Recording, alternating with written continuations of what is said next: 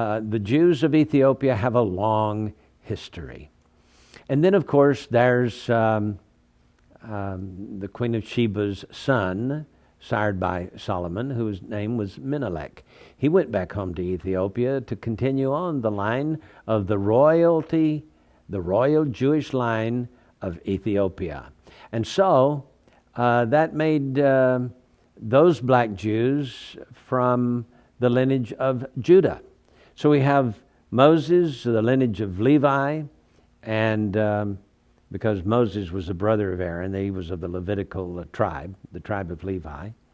And then there were the black Jews who were the tribe of Judah. So we have two tribes among the mixture of the black Jews of Ethiopia. So anyway, we had in the early 90s, and I think this is the prophecy of it, the rescue of the black Jews of Ethiopia. One newspaper account said that Israel rescued 14,400 black Jews of Ethiopia. I don't know where they got that number, but that just sort of smacks of the 144,000 in the book of Revelation. They were proud that they had rescued that many black Jews of Ethiopia. And of course, they are honored citizens in Israel today. One other thing that it mentions here, in that time shall the present be brought unto the Lord of hosts of a people scattered and peeled, that is the tall and black-skinned Ethiopian Jews, from a people, a nation meted out and trodden under foot. And by the way, the black Jews of Ethiopia were called Phalashas, which means stranger. In other words, even after all these centuries of being members of the royal house of Ethiopia, and Haile Selassie claimed to be of the royal tribe of Judah, all right, the black Jews of Ethiopia have been outcasts. They have been meted out and trodden down. They have never been accepted.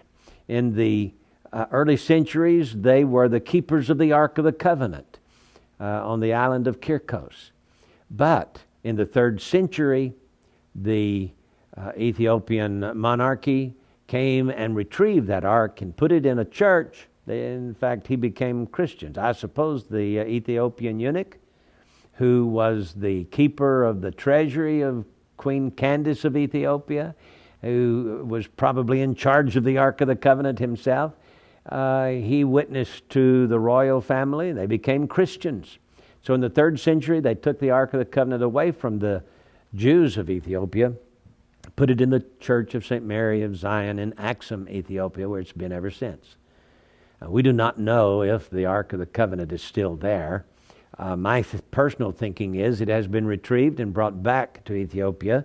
It says here that the present shall be brought unto the Lord of hosts from the black Jews of Ethiopia. And I think the present here is the Ark of the Covenant. That's how close we are to the fulfillment of this incredible chapter. And so it says, in that time shall the present be brought unto the Lord of hosts, and to a place of the name of the Lord of hosts, the Mount Zion. This present that the black Jews of Ethiopia have brought back home to Israel is going to be brought to Mount Zion. That's the Temple Mount. When? It's still future. We do not know exactly when. But I can tell you that the Jews, the Levitical priesthood, are rebuilding the temple. Oh, they call it a replica. It's out east of Jericho at this time. But hey, it can all be uprooted, lifted up, taken. And by the way, it's being built without the sound of a hammer, just as the Temple of Solomon was built.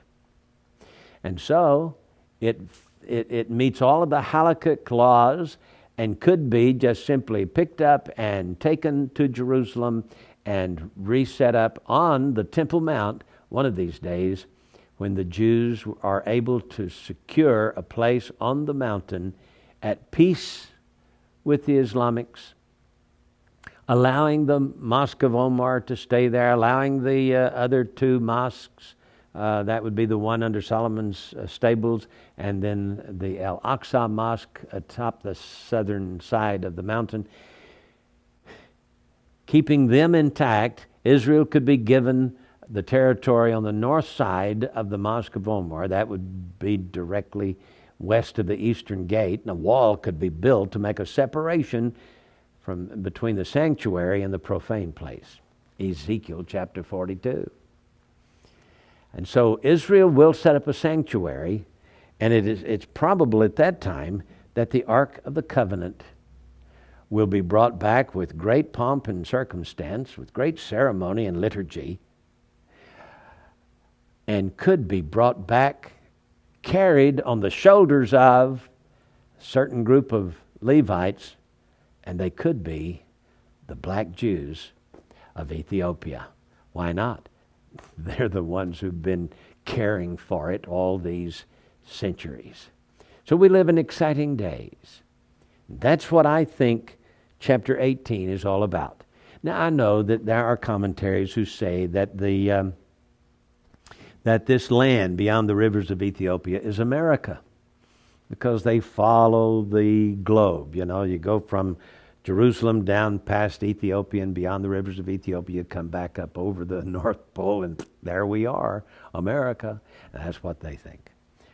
But with the black Jews of Ethiopia being a people that have been meted out and trodden underfoot and persecuted for all these centuries, I think they fit perfectly the descriptions here, especially that present that's going to be brought to Mount Zion.